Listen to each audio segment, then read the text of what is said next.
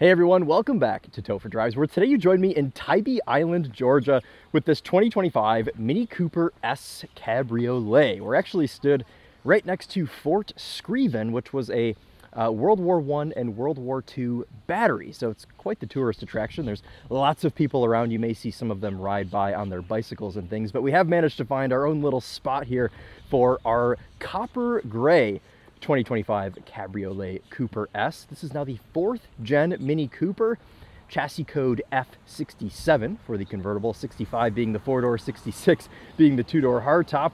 And I have chosen this one because it's copper gray, and it reminds me of one of my favorite 90s and early 2000s BMW colors, Stratus gray. So a little bit of a weird personal connection there. But anyway, today we're going to be giving you some first driving impressions on this brand new Cooper S. We're going to drive it from downtown, I guess, I don't know if this is downtown, this little beach town of Tybee Island into downtown Savannah, Georgia. It's about a 30-minute drive, and during that experience, we should be able to see kind of what this new Cooper S is like to live with. So before we do all of that, we'll walk you around it. We'll go through some basics on this car. So under the hood, we have a 2-liter turbocharged 4-cylinder engine, BMW's iconic, I would say at this point, B48, iconic for its smoothness and its efficiency.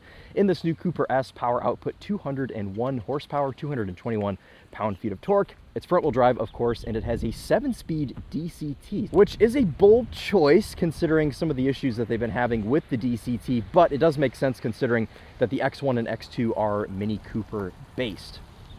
So these Cooper S convertibles start around $40,000, in fact, just under. This one, as spec'd in iconic trim today, with a couple of options that we'll put in the description, is just about 43 grand. So these are getting kind of up there in price, and actually, this is identically priced to the Sunnyside Yellow JCW that I filmed earlier today. But let's poke around this real quick, and then we'll just go right ahead and get out on the road. So today we're running on a Pirelli Cinturato. This looks to be somewhat of a summer performance tire. We have a 215 40R18 squared setup, and this is a JCW wheel, or JCW style wheel on this car. These do not come standard. And this has a beige interior, one of the 4 choices that you get on the Mini Cooper S convertible.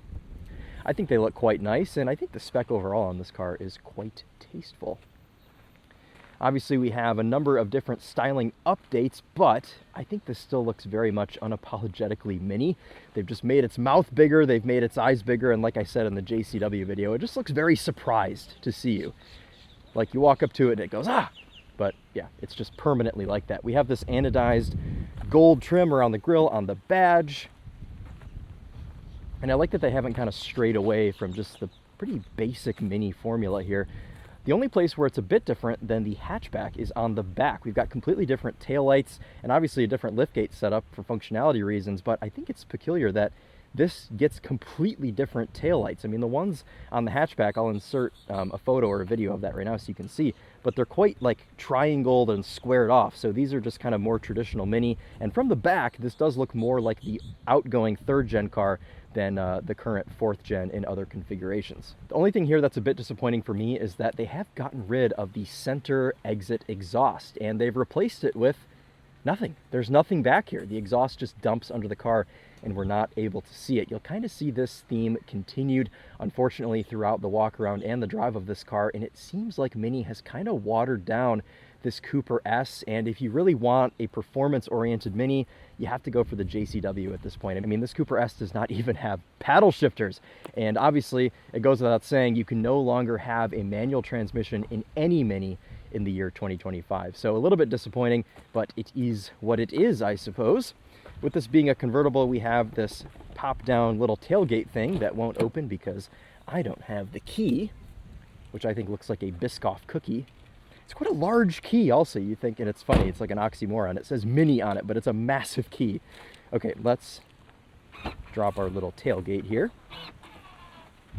which has a 176-pound weight capacity, which means I could just barely afford to sit on this. Ooh, it does feel like it's bowing a bit, so we're not going to do that for too long. But yeah, you can set things on this, or if you're a light individual under 176, you can sit on this as well and perhaps do some tailgating. I think I said cabriolet at first, but the correct term for this is convertible. pop the hood and show you this B48. One of my favorite engines, honestly, one of my favorite 4-cylinders, I should say, just because it's so dang smooth, and it's no different here in this configuration, in this Mini. Again, 201 horsepower, 221 pound-feet of torque. And they've kept this same sort of massive bonnet design. The headlights stay in place, but this is just so iconic Mini. I've always loved Minis, which is kind of why this one's hurting my feelings in a couple of ways. I love a good R53. My good buddy Dane had a 2005 or 6 first-gen facelift, supercharged, manual Mini Cooper S when we were in high school, and that car was so excellent. So was kind of hoping to see a bit of continuation. I mean, I know that the first gen has been gone for a while, and there's some of that DNA left, but they have, in my opinion, kind of watered this thing down a little bit too much.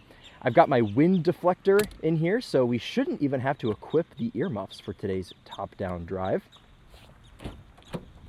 Oh, somebody left a hoodie in here. Look at that.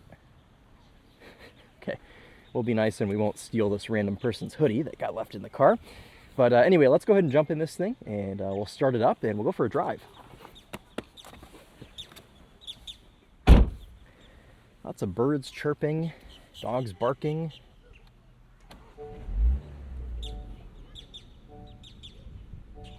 We're actually going to start today by putting the roof up because I want to show you some of the functionality with this. So it's a fully power top. Switch is up here right in front of your rearview mirror. You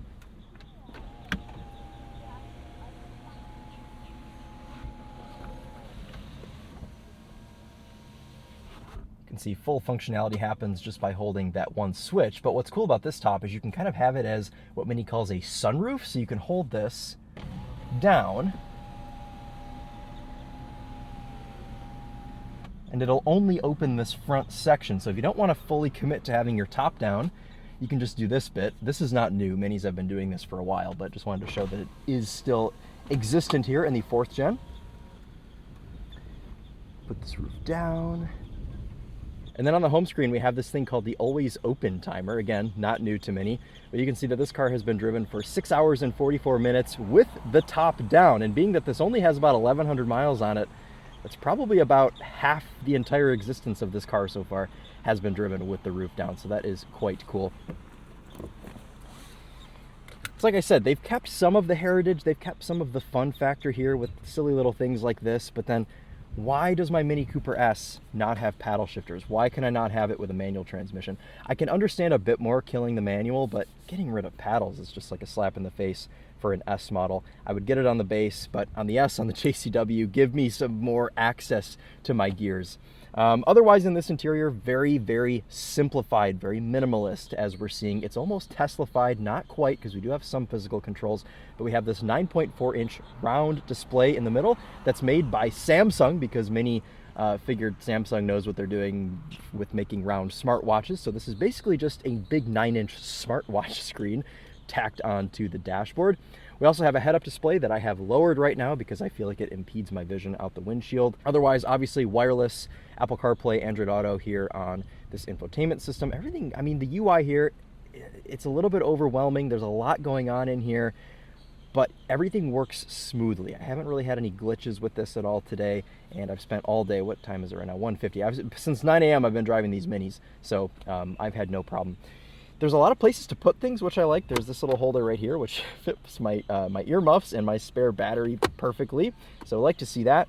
This looks like it may be a console, but it is simply an armrest, which I appreciate because it means you can set yourself up nicely and ergonomically to drive this Mini convertible.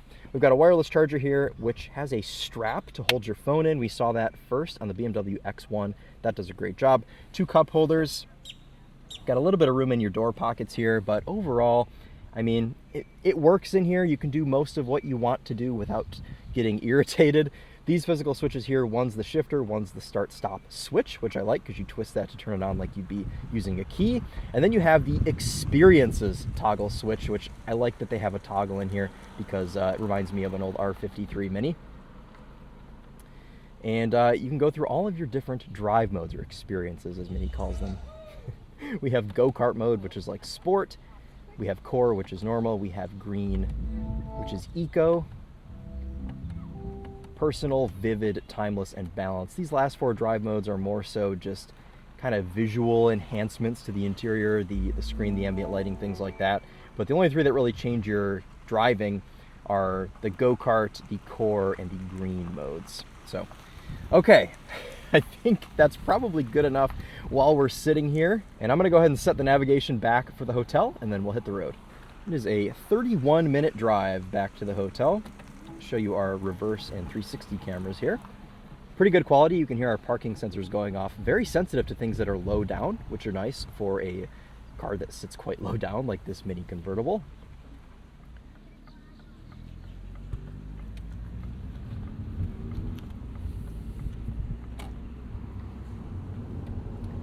Tybie's a cool place, and if you already watched my John Cooper Works coupe video, I do apologize for some of the redundancy here, but my uncle actually had a place on Tybee Island when I was like 5 to 6 years old, if I'm remembering properly. So it's been 20 years since I've been to Tybee Island, but it's kind of bringing back some memories. So it's cool to be driving around these streets again in a convertible. All that sky, unlimited headroom in this.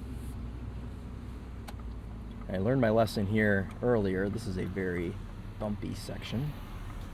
Bit of a water drain situation.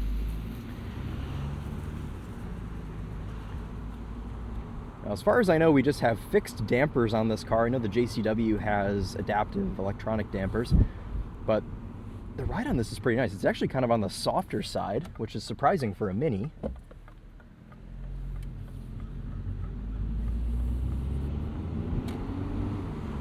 Really nice low down torque with this B48, and it is just so dang quiet. Even with the top down, I mean, really all you hear is turbo noise.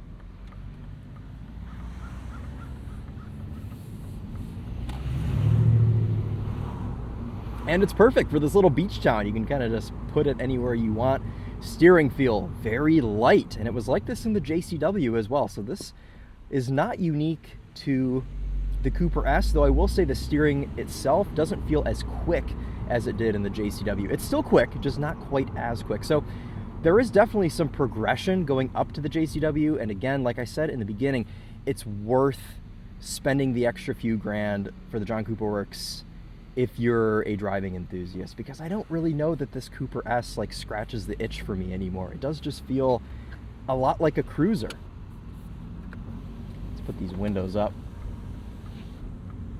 You've got one big window switch to put all 4 of your side windows up.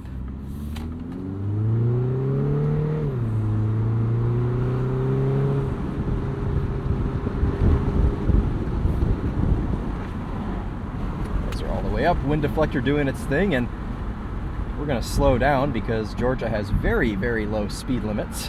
So we're just going to creep our way back to the hotel. Oh, one of the biggest disadvantages of opting for the convertible is the fact that you can't see out of the back. I mean, it's nothing out of the back. You can see kind of like the top of the trees. So unless you have like an 18-wheeler behind you, you're not going to be able to see very well. The biggest advantage here is that these mirrors, these side mirrors, actually do a very good job. And with this car being quite small and narrow, you can see around it very well. In fact, I can see like essentially to the back of the car just with these side view mirrors. So visibility is not completely gone out of the back, but it isn't great. They could definitely benefit from putting probably like a high mounted camera mirror, maybe on the trunk. Speed limit's now at 45, what a treat. Now you could put this up into go-kart mode, like so.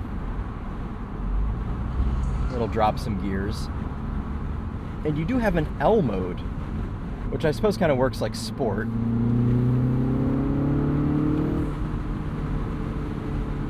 Quite a bit of piped in noise here to this as well. Luckily you are able to turn that off quite easily.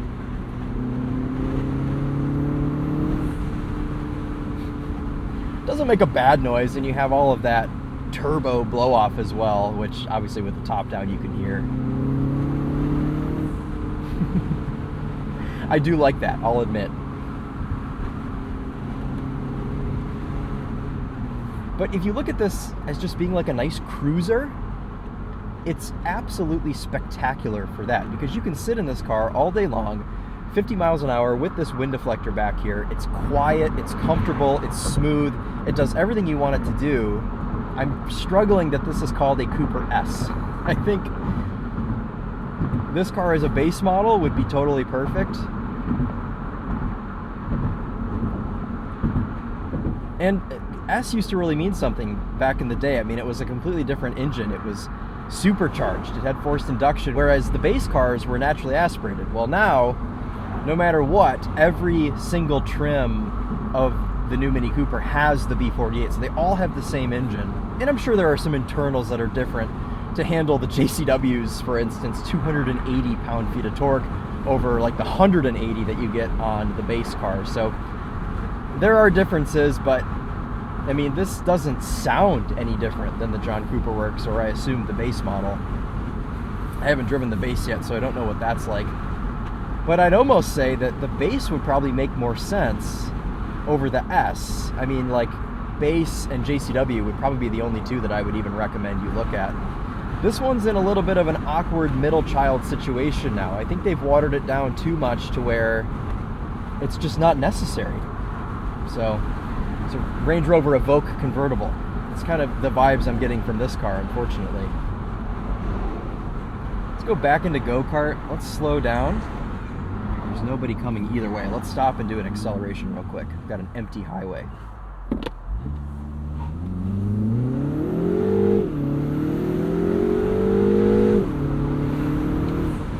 There's 60.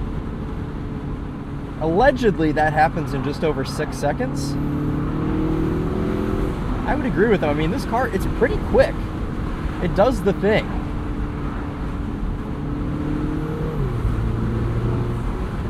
The lack of paddle shifters is just killing me right now. Like, you know what this reminds me of? The stupid EcoBoost Mustang that I drove to Chicago last year. It was the same sort of thing. It had plenty of power, it made an okay noise, but it had no paddle shifters or any way to manually change your own gears. So, kind of a letdown. But we have this pretty entertaining and somewhat overwhelming UI. You can see, wow, since we've started, or actually since this car has been new, over the last 1,000 miles, it's averaged 34.3 mpg, which is quite good. This is rated at 30 combined, 36 on the highway, which is quite good, especially for a convertible. Usually get a little bit of added weight. I'm gonna feel this out. There's a little bit of body roll, but it does feel quite functional. Some cowl shake. There's a little bit more movement to this convertible than you have in the coupe, of course. I mean, it's a convertible, that makes sense. But I drove the JCW convertible yesterday, and if you want to see that video, it's over on the Winding Road Magazine YouTube channel. And that car felt way more put together as a convertible. This S does feel a little bit sloppier, rather. I will say though, I like the seating position, I like the squishiness of everything, and I like the materials that they've used in here. This kind of cloth on the dash. Just hope that doesn't get stained. If someone coughs or something and there's projectiles, I imagine this light gray cloth would get quite gross after some time. But I like the tan seats. I like kind of just the overall bright theme in this. I mean, even like NVH wise with the top down, I don't really have to shout. We're traveling along here at 58 miles per hour, and you can just carry on a normal conversation if you had somebody else in the car with you.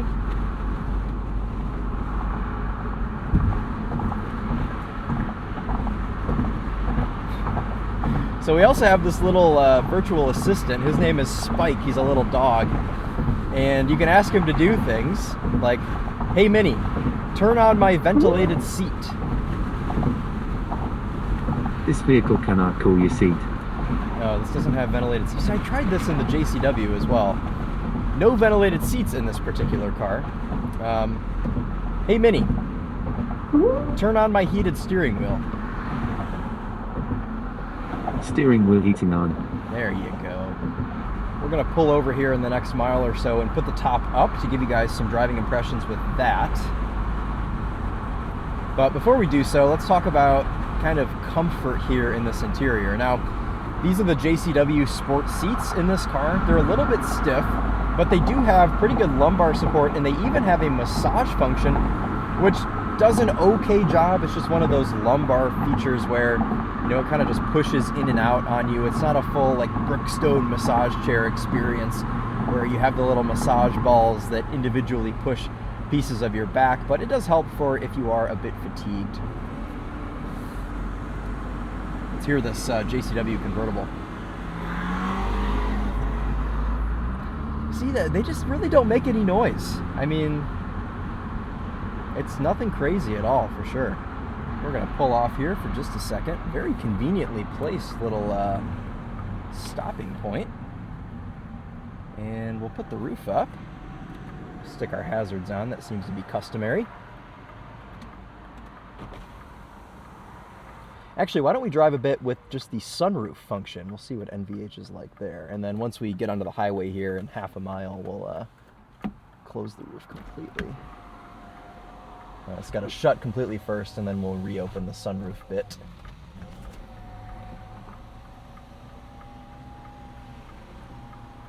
All right, we'll see how that is. Let's get some AC going in here. All of the climate control, of course, lives in the infotainment screen. Not a huge fan of that. You have zero physical climate controls in this car whatsoever. All right, let's get this thing back out onto the road. I'm going to put this into go-kart mode to give myself just that much extra throttle response here for the takeoff. Woohoo, it says. Back into drive.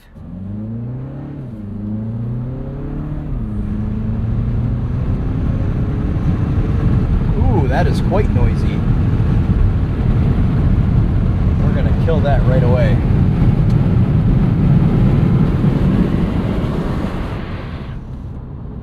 There you go. That's it. Top is up. It's nice you can close that sunroof function at any speed. Speed limit 80 is a crazy statement. That is definitely not true. So what's it like with the top up? Not too bad, actually. It's decently quiet, and just kind of going off of the whole comfort theme here, as I said earlier a million times, that I think of this more as a cruiser. All of the inputs in this car aid it in being quite a nice cruiser. Throttle response, brake pedal feel, steering, it's all very, very well dialed in. This car drives really, really well, and I think you could put somebody in this that really isn't that big of a car enthusiast, and they would have a fantastic time in this car. Got a JCW convertible coming by. There you go. You can see those Union Jack taillights lit up.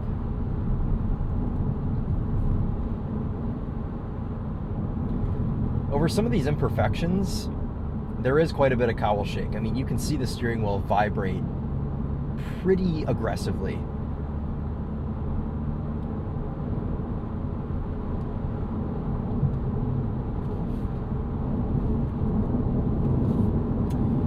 Elbow comfiness, quite nice. Actually, two quite squishy surfaces.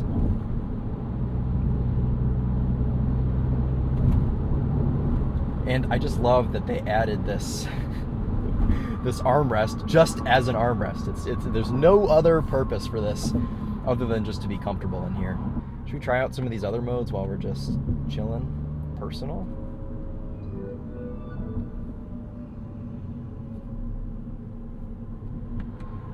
Fun little, actually that's quite pretty here.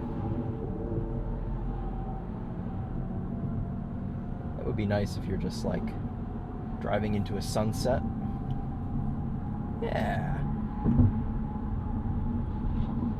very nice. Anyway, vivid.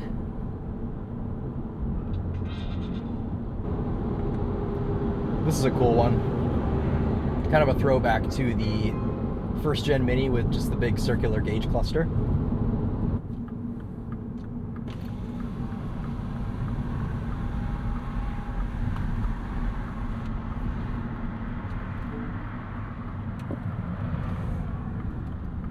All right, let's see.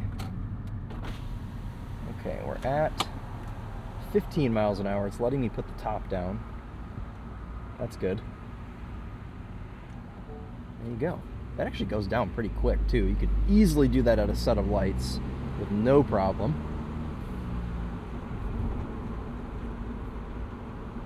Even with like windows down, 30 miles an hour, it's not really that blustery. I mean, this little thing back here helps quite a bit. But okay, one thing I want to do is a top-down sound system test, because I feel like that's something that not a lot of other channels do. I pride myself in that that specific test. So we have a Harman Kardon in this, and I'll get a song queued up and we'll see what it sounds like with the top down. Told you to walk away. That was my first and last mistake. I blew without your faith. But what can I do? 'Cause I'm just a sinking Speed camera. You're just a pair of Hate that. lips that I've lost in the moment. All I want is for you to come back. No call in the middle of life. And I needed to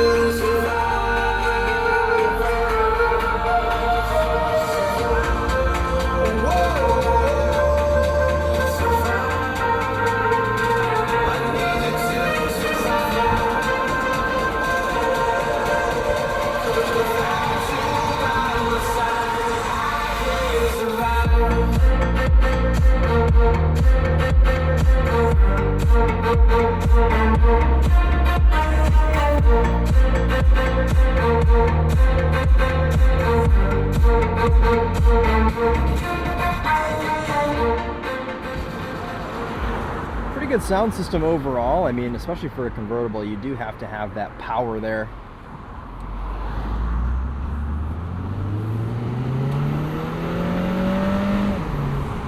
To be able to still listen clearly, even with the top down, and I think this one does a pretty good job. We don't have any headrest speakers in this,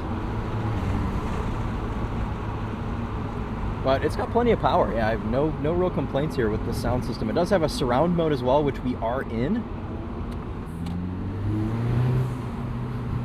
Bounce some of these turbo noises off these trees. Ease ourselves back to the hotel. This is downtown Savannah, Georgia. Welcome if you've never been. Okay, well, let's actually sum up this new F67 Cooper S convertible. I think this new car, it does a lot of things well. It's comfortable. Ergonomically, it does great. I like that there are still very kind of retro mini things in here. This big circular display, all of the exterior design cues, the hood that opens over, the headlights and things like that, and just the overall smallness of it. You know, they haven't gone over the top making this thing huge for the year 2025, which it seems like a lot of other hot hatches and compacts and things are just getting massive, but this Mini is actually still a properly small car. So it does a pretty good job of being a Mini casually. I don't know that this does a great job of being a Cooper S in the way that, in my mind, a Cooper S is still kind of a raw, sporty, fun, enthusiast driving experience. And I'm just really not getting that here with this new Cooper S, which is a shame. Now, I haven't driven the 4-door or the 2-door hardtops yet, and I'm actually hopefully going to do that now, but if I don't have a chance, we have one on the schedule in about a month back at home, so we'll spend some time in that, but it's quite dodgy still. That is good. It's still small, but I don't know. It's just, there's no paddle shifters, there's no manual transmission option.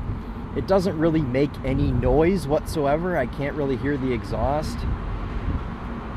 Even like throttle response and things in go-kart mode, it's not super snappy. So things have been dialed back. I mean, it really just does feel like a cruiser. And again, not necessarily a bad thing. Just, I don't know that it's a Cooper S in the way that my brain considers a Cooper S. So at least I've had smooth gear changes all day from the 7-speed DCT in every configuration, from the JCW convertible to the 2-door to now this car. They've really dialed this in a lot better. And I remember early iterations of the current gen BMW X1, this 7-speed DCT was a mess. It could not do city driving to save its life, but this does great. I mean, I don't even really notice it shifting. The car's so dang quiet. You don't even hear anything happening. So they've done that well. This feels like what I would expect, like if BMW made a modern 1 Series convertible, like a 128i, this is what it would be. It would feel just like this car. I know we didn't get into too much highway today just because of the unique way that this area of the state of Georgia is laid out. We do have plenty of driver aids in this car. We have driver assist. We don't have assist plus, but this will steer for you for a small amount of time. We have adaptive cruise, which unfortunately is only adjustable in the infotainment as far as like your following distance. So, all right, well, let's get this Cooper S pulled back into the valet lot at the Hotel Bardo. You can see our wide array of minis here. So, all right, let's put this into park. We'll give you one last look at the exterior, and that will wrap it up for us today. Thank you guys all so much for watching, and thank you so much for 100,000 subscribers. That is just unreal, and I still don't know that it's hit me yet. But let's shut this off. We'll take a look at the outside one more time, and that'll be it for us.